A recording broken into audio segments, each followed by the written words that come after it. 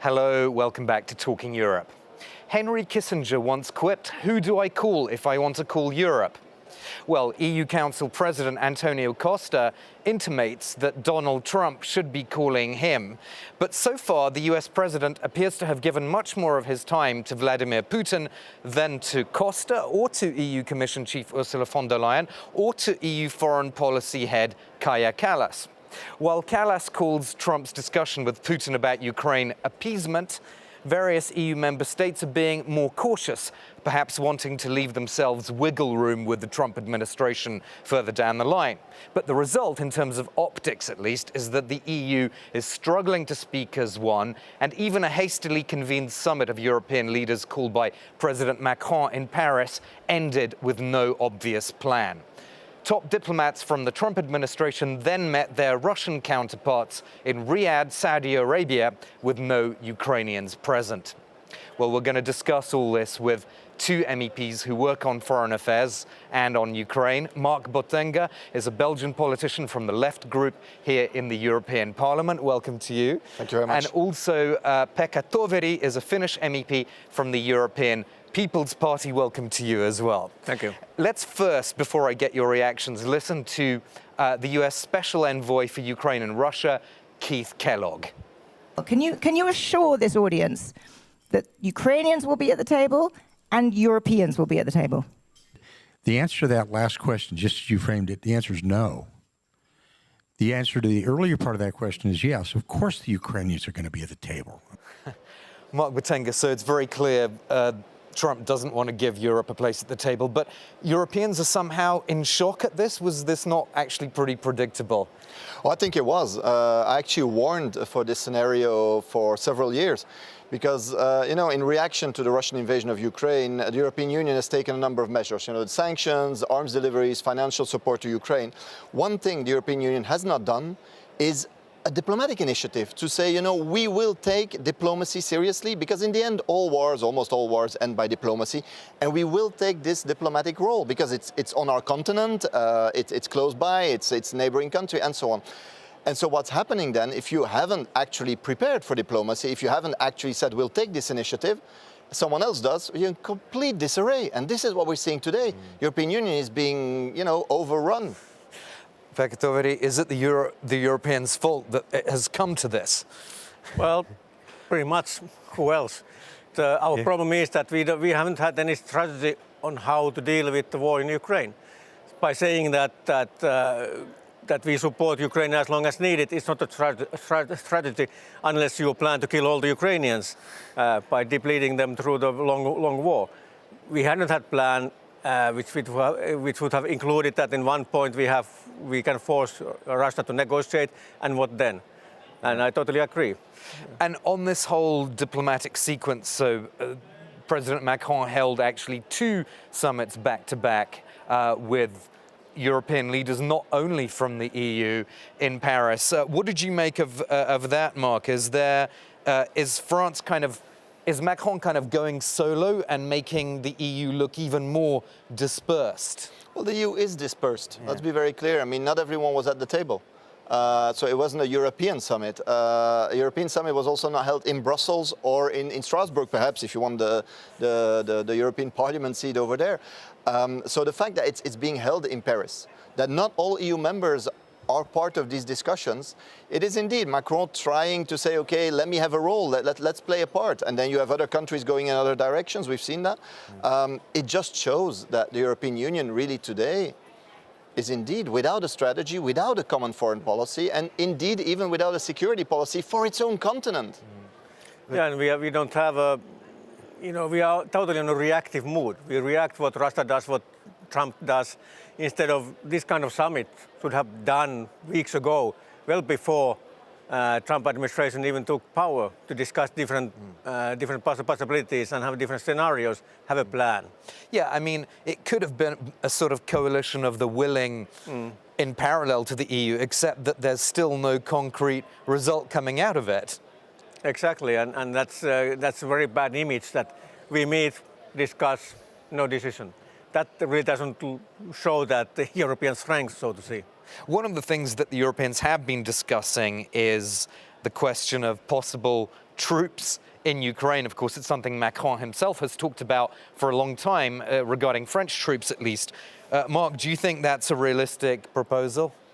No, I mean, this is just proposing something. Like you've got no strategy for negotiations. You've dealt with this so badly that you're not even invited today, right? I mean, and that you don't even have a legitimate claim right now because you have not taken any initiative. Let's be clear. Diplomacy has been the complete absence of European strategy over the last years. And then you say, but maybe we can deliver the troops. To do what? You know, if you want a security presence there, if you need a peace force, make it the United Nations ones. Why not? Maybe the Indians or the Chinese or what? I don't know. But this is like voluntarism to say we need to do something. Let's propose to what are they going to do? Because initially when Macron came with this proposal, it was not a peacekeeping force. It was a force to actually potentially fight with Russia, to have an actual engagement in wartime. It was not in the strategy of once there's a ceasefire or once there's a negotiated settlement, whatever. It was at a different. So getting this back on the table, it's not even a new proposal, and it just undermines their lack of clues. I think that talking about peacekeeping troops is not realistic. You know, in order to have a functioning peacekeeping troop like UN troops in many operations, you have to have two parties who agree upon to hold on the agreement. And we can't trust that Russia would hold any agreements. It has broken all the agreements it has done. It has broken. We all know that Putin's will, you know, his aim to take Ukraine down as an independent nation, culture, state, language, everything. It hasn't gone anywhere. He will use possible ceasefire or peace just to regroup and attack again, unless there are the security guarantees. And that's what the Ukrainians are demanding, reliable security guarantees. And for that, we need some kind of force. So it's not clear even what these troops would be doing, even in theory, at the moment, at the EU level. I'd say, you know, we should do what we did in the Balkans in the 1990s, send a force which is strong enough to take care of possible parties who don't follow the agreement, with the mandate to use the force if needed. And nobody caused any problems. Yeah, but that would be very hard to agree, wouldn't it? Everybody to agree on a mandate for troops that can use force. Maybe some kind of ceasefire monitors, but that would be probably the most. You need to be clear what that would mean. That would mean that you would actually consider going to war, sending European sons, daughters to war directly with Russia. I think that's not the dimension or the approach we need to take at all. What we do need to see is that today, first of all, there's negotiations. So the settlement for the moment, the European Union has no say in it. You know, and maybe we shouldn't have, but, you know, we've maneuvered ourselves or outmaneuvered ourselves into this position. So now saying, you know, we'll send someone to potentially fight the Russians, I don't think that's a constructive thing. What we need to do is to make sure that there is indeed a return to international law, that there is a return and a respect for whatever agreement is going to be on the table, because we don't know this. I mean, we've seen some elements leaked to the press, but we haven't, I mean, there's no substantial agreement for the moment. So whatever there is, and if we can, you know, agree on this, then we can say, how can we contribute constructively to peace, stability, and the international law? Well, the problem is that we are talking about Russia, and Russia listens and looks only for power. You know, it has broken all the agreements. If we make a peace without a deterrence, which they don't dare to break, there's going to be a new war. And then so this decision is, are we going to fight in Ukraine or going to be fight in our own grounds?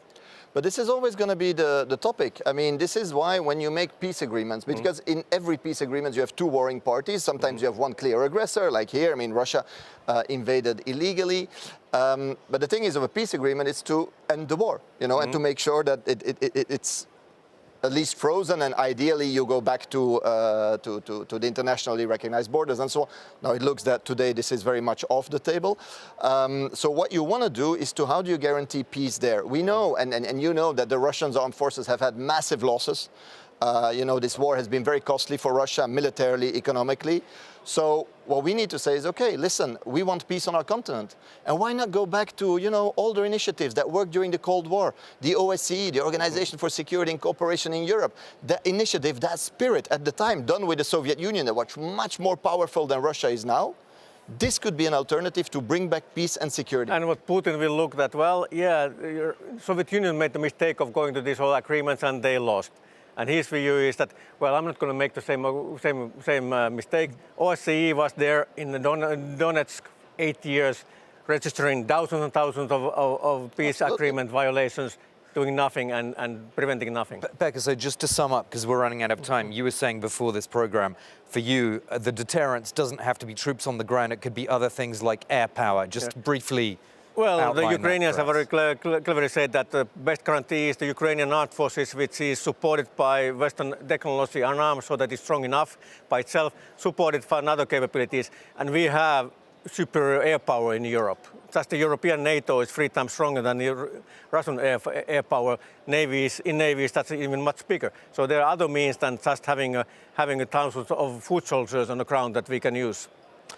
Okay, we'll stop there. We've run out of time. Thank you so much to both of my guests, Mark Botenga and Pekka Toveri. And of course, we'll be following all the developments around Ukraine and the diplomacy that is now going up a gear. Do stay with us.